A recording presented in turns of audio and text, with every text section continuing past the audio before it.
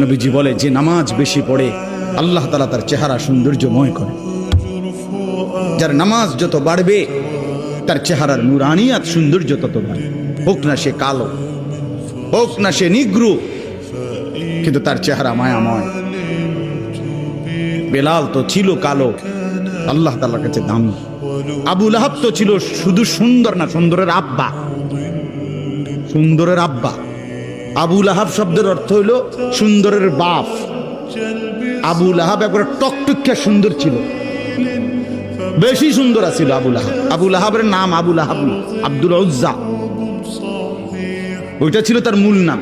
আর আবু লাহাব তার উপাধি, মানে এত বেশি সুন্দর ছিল, টকটকে সুন্দর। অথচ সে আল্লাহ তাআলার কাছে কি পরিমাণ ঘৃণিত।